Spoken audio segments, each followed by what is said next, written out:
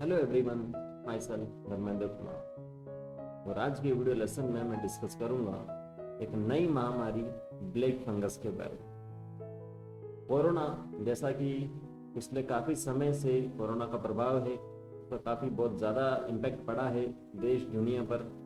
वो एक प्रकार की महामारी वायरस था, लेकिन अब एक फंगस, जिसे हिंदी में अपन कवक बोलते हैं, उसकी वजह से काफ़ी परेशानियां हो रही है, क्योंकि ये इसकी जो रेट है, स्पीड है फैलने की, वो भी काफ़ी ज़्यादा है।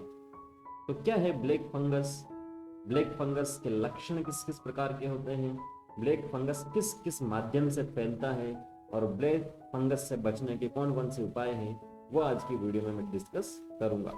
तो स्टार्ट अपन करते हैं। ब्लैक फंगस है क्या? फंगस को हिंदी में अपन कवक बोलते हैं। ब्लैक का मतलब होता है काला।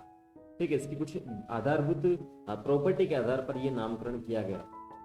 तो ये एक प्रकार की फंगल डिजीज है, और फंगस का नाम है म्यूकोरा म्यूकोर माइकोसिस। ठीक है, तो ये जो बीमारी है किसमें होता है? जो पहले से किसी न किसी प्रकार की बीमारी से ग्रस्त होता है, और वो कोई इस प्रकार की मेडिसिन ले रहा होता है जो शरीर की जो इम्यूनिटी पावर है, मतलब रोग निरोधक क्षमता है, रोगों से लड़ने की जो क्षमता है, उसे कम कर देता है।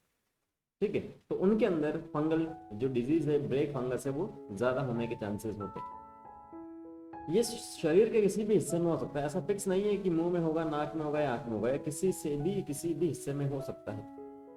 ठीक है, लेकिन सबसे ज्यादा अपन बात करें जो कोरोना से ठीक हुए उन लोगों में जिनको हाई शुगर है, जिनकी शुगर ज्यादा है, जो डायबिटिक पेशेंट है, उनमें ये ज्यादा देखने को मिल रहा है अभी के टाइम में। ठीक है, और वो जो कोरोना के जो पेशेंट थे, उन्होंने हाई स्टेरॉइड दी थी। स्टेरॉइड दवाओं के जो केमिकल कंपोजिशन, उसके आधार पर अपन ये शब्द यूज में लेते। तो हाई स्टेरॉइड अगर उन्होंने ली है तो उनको थोड़ी सी रिस्क होती है। ठीक है, तो किन किन लोगों में संभावना ज्यादा है ब्लैक फंगस की? सबसे प्रथम कोरोना के मरीज जो पॉजिटिव है या जो नेगेटिव हो चुके हैं, उनमें भी। दूसरा, डायबिटीज, जिनमें शुगर जो है वो ज्यादा होती है। तीसरा, कुछ जानलेवा बीमारी होती है, जैसे एड्स हुआ या कैंसर हुआ। या कुपोषण या जेनेटिक जो बीमारियां, उनसे भी हो सकता है। कुपोषण मतलब सही से डाइट आप नहीं ले रहे। बहुत सारे ऐसे बंदे होते हैं जो काम के पीछे भागते रहते हैं, खाने पीने का कोई मतलब ही नहीं है, टाइम ही उनका फिक्स नहीं है, और फिर बोलते हैं कि हम तो कहीं गए नहीं थे। ठीक है, तो ये बीमारी कैसे हो गई? तो कुपोषण भी एक रीजन है। ठीक है, तो उनसे लड़ने की क्षमता कम हो जाएगी, फंगस या वायरस। नेक्स्ट, जो स्टेरॉइड दवा लेते हैं, या ज्यादा समय से आईसीयू में एडमिट थे, या किडनी या लीवर का ट्रांसप्लांट कराया, किडनी खराब हो गई, लीवर खराब हो गया, तो उसे हटा के दूसरा लगवाया है, तब भी होने की संभावना ज्यादा होती है। अब ये शरीर में पहुंचता कैसे है? वायरस जो है वो तो नाक से पहुंचता है, संपर्क से पहुंचता है, लेकिन ये कैसे पहुंचता है, इसकी अपन बात करते हैं कि और इससे शरीर पे क्या असर होता है। तो जो ब्लैक फंगस है वो नाक से फैलता है। ठीक है, और सांस के जरिए जो वातावरण में होता है, जहां से भी होता है, वहां से क्या होता है, सांस के जरिए हमारे शरीर में पहुंच जाता है। अगर शरीर पर किसी प्रकार का घाव है, जलन है, ठीक है, या कोई इन्फेक्शन है वहां पर, ठीक है, पहले से कोई वहां पर इन्फेक्ट हो रखा था पार्ट, तो वहां से भी ये इन्फेक्शन शरीर में जा सकता है। जैसे हाथ में या मेरे कंधे पे इन्फेक्शन था, फ्रैक्चर हो गया, सही से नहीं हुआ, बाहर जो त्वचा थी कभी किस किस केसेस में जल गया, तो वहां जो इन्फेक्शन हुआ है उसके द्वारा भी ये शरीर में फैल सकता है। ऐसा नहीं कि नाक को तो आपने कवर कर लिया और वहां से नहीं पहुंच सकता, वहां से पहुंच सकता है अगर इन्फेक्टेड है तो। ठीक है, घाव है तो। अगर इसे शुरुआती दौर में ही डिटेक्ट नहीं किया जाता तो आंखों की रोशनी जा सकती है, या फिर शरीर के जिस हिस्से में यह फंगस फैला है वो हिस्सा सड़ सकता है। ठीक है, म्यूकर यानी फफूंद साइनस दिमाग और फेफड़ों पर अटैक करता है। साइनस जो होता है चेहरे पे होता है, जिससे सांस लेने में थोड़ी सी दिक्कत आने लग जाती है। फेफड़ों पे भी अटैक करेगा तो भी दिक्कत आएगी, और दिमाग पे करेगा तो फिर दिक्कत है। नाक से काला खून तक आने की समस्या हो जाती है। ब्लैक फंगस जो है का अटैक नाक, आंख, दिमाग पर सीधा होता है।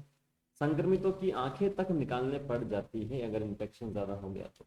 और इस इन्फेक्शन में जो मृत्यु दर है वो ज्यादा है, थोड़ी सी, बहुत ज्यादा, अपन इसे बोलते 50% मृत्यु दर है। हर दो में से एक जो पेशेंट है उसकी डेथ यहाँ से होती है। तो आप सोच सकते हैं कितना खतरनाक है। फंगस आसपास की कोशिकाओं को नष्ट कर देता है। जिस भी पार्ट में गया है, शरीर के जिस भी कोशिका में गया, उसके इसके आसपास की कोशिकाओं को नष्ट कर देगा, पोषण लेगा, वहां से अपने आप की वृद्धि करेगा, इसकी हड्डियों को गला देगा संक्रमित की, और कोरोना जो है उसके साथ में अगर होता है तो जान की जोखिम होती ही होती है। लक्षण क्या क्या? लक्षण चेहरे का जो एक तरफ वाला जो पार्ट है वो सूजना स्टार्ट हो जाता है, इस प्रकार से भी सिर दर्द रहेगा, नाक बंद, उल्टी और बुखार होगी, चेस्ट पेन होगा क्योंकि फेफड़ों में इन्फेक्शन जा चुका है, साइनसाइटिस हो सकता है, साइनस होगा, मुंह या नाक पर काले घाव होगा, जो आगे वाला जो पार्ट है वहां पर काले काले दाग या जो घाव है, पहले दाग धब्बे होना स्टार्ट होंगे, उसके बाद में घाव हो जाएगा, तो वो इसके लक्षण। ठीक है, तो वही अपने पास कुछ और लक्षण यहाँ पर है। खांसी या हाँफना, सांस लेने में दिक्कत होगी तो हाँफना स्टार्ट हो जाएगा। ठीक है, साइनोसाइटिस जैसे अभी मैंने बताया था, नाक बंद हो जाएगा, नाक से काले म्यूकस जो है काला खून जिसे बोलते हैं अपन, तालू अथवा नाक पर उस जगह कुछ काला काला दिखना जहाँ चश्मा टिकाया जाता है। ठीक है, दांत ढीले हो जाना, जबड़े में भी कुछ दिक्कत होना, मानसिक दशा में बदलाव होना, साफ ना दिखना या चीजें दो दो दिखाया, आंखों में भी दर्द होता है। ठीक है, कुछ लोग जो होते हैं इस वाले लक्षण को बोल देते हैं ये तो एलर्जी है आंखों की, तो ऐसा ना करें।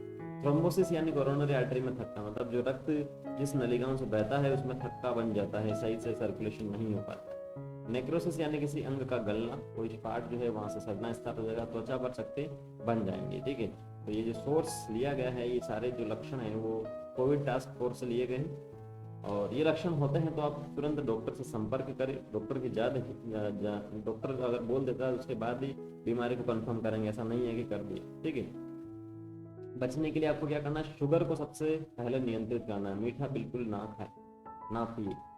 अगर आप कोरोना से ठीक होकर लौटे तो आपको डायबिटीज है तो ब्लड शुगर पर कड़ी निगाह रहेगा, टाइम टू टाइम आप चेकअप कराते रहे, ऐसा नहीं है कि अब तो मैं ठीक होकर आ गया, कोरोना नेगेटिव हो गया तो। ठीक है, स्टेरॉइड का इस्तेमाल डॉक्टर की सलाह पर ही करें, डॉक्टर साहब बोलते हैं उतना ही लीजिए, एक तो एक और दो तो दो, ज्यादा ना कम ना, सही समय सही मात्रा और उचित दिनों तक ही स्टेरॉइड ले। क्लियर है? तो ये आपको सिंपल से कुछ लक्षण मैंने आपको बताए, बचने के उपाय बताए, तो आपको ऐसा लगता है कभी अपने आस पड़ोस में घर में, तो बिल्कुल आप डॉक्टर साहब की सलाह लीजिए, उनके पास जाइए, मेडिकल स्टोर से कोई भी दवाई ना लीजिए बिना डॉक्टर को चेकअप कराए, तभी अपन बच पाए। ठीक है, हर समय मास्क लगा के रहिए, घर से बाहर निकलते हैं तो डबल मास्क लगा के रहिए, तभी अपन कोरोना और ब्लैक फंगस से बच सकते हैं। तो मैं उम्मीद करता हूँ ये आपके लिए काफी हेल्पफुल रहा होगा। मिलते हैं नेक्स्ट सेशन में। Thank you.